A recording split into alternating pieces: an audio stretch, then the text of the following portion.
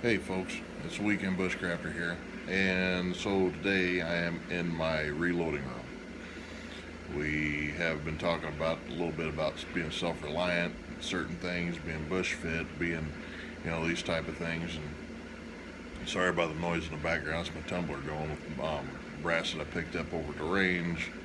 But what I'm doing today is I am going over just a few things right now. I'm just prepping brass. Getting the primers out, getting ready to do the primer pockets, and then today later on I'm going to do more reloading, and I will go over that with you. Right now I'm kind of wanting to go over my setup of what I have. Some of it you may agree with, some of it you may not. Just depends on what you want to do, like during the reloading process. So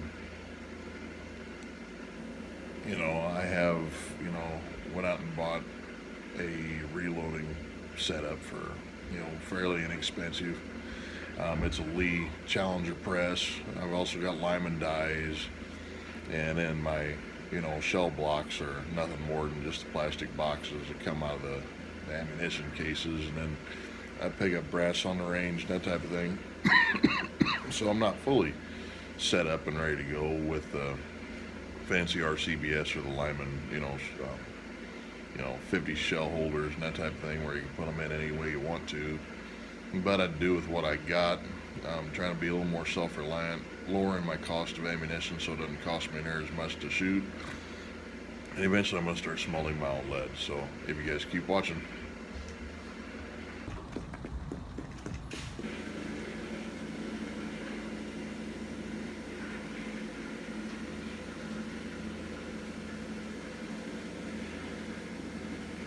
So this is my setup.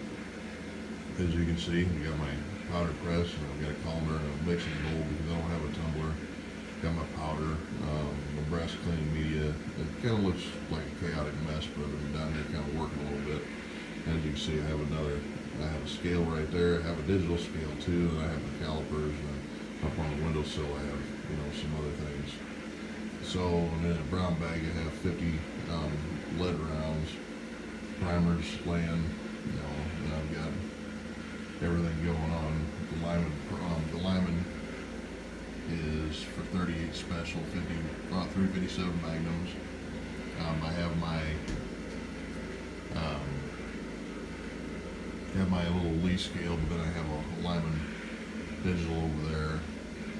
So I'm pretty set up, and I've got a Franklin Arsenal tumbler back there going. So I just wanted to kind of show you my setup, and works pretty good, and I can do this pretty quick. So thank you guys, and we will definitely go over more on reloading here a little bit. So I am doing my last one right now. This isn't going to be a process on how to do it. I will end up doing a process on how to do it later on. I ended up moving my shell case over here so it'd be more prevalent to what I am doing.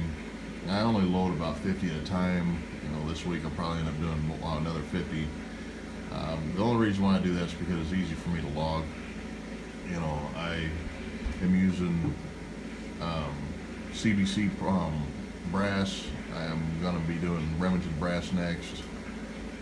But I just wanted to do just a few, but I wanted to show you the setup mainly because of being self-reliant. Being self-reliant is a huge thing, but you really have to have a place where it's almost completely quiet. And the only reason is because of distraction levels. You don't want to be distracted at all whatsoever when you're reloading because of how dangerous it is. Your powder, because like me, I'm using Hodgins tight group powder, and I'm running 2.9 grains of powder, and to build a load for low recoil, that is an awesome load. I was shooting factory rounds, 125 grain, and it was heavy.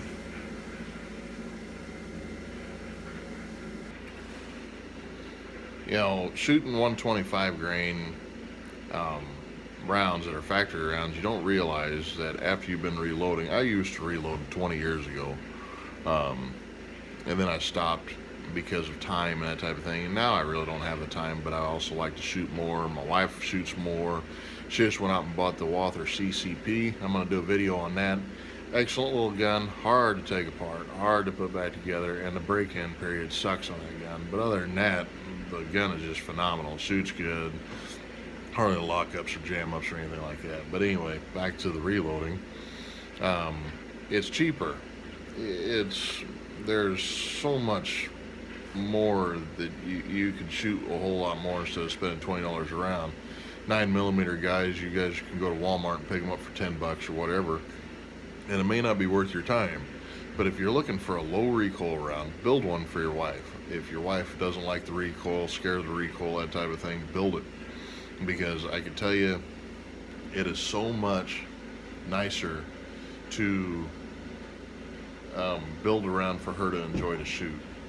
Me, I was shooting those 38s with 2.9 grains of tight group powder, but it's a starting point in the Lyman book with CCI 500 primers, and it was just phenomenal. It was a dream to shoot. It was excellent. The accuracy was just through the roof. I'll show you my target in another video. And I think I still have targets from previous past. So just to understand, I can get everything down tighter. The faster the bullet doesn't always mean accuracy, doesn't always mean more hitting power. If I want to hit somebody, you know, right dead center mass, you know, I can reload a bullet for that. Another big thing a lot of people will have you worry about on here is lubing your cases for the first process. You don't have to. You don't have to go out and buy all that stuff at first. If you're doing rifle, you do. If you're doing handguns, you don't. Go out and buy cheap. You don't have to have an RCBS rock chucker. You don't have to have, you know, the progressive press. If you want something to do for a couple hours to keep quiet and get away from things, use a single stage press. They're cheap, they're easy to get by, and it lowers your money down. If you're competition shooting and you're going through 250 rounds, you know, a day over a weekend, so 750 rounds, you might want to get a Dillon 750 press. But between that, you don't really need to. It is a hobby that's fun. I get to shoot more for less money.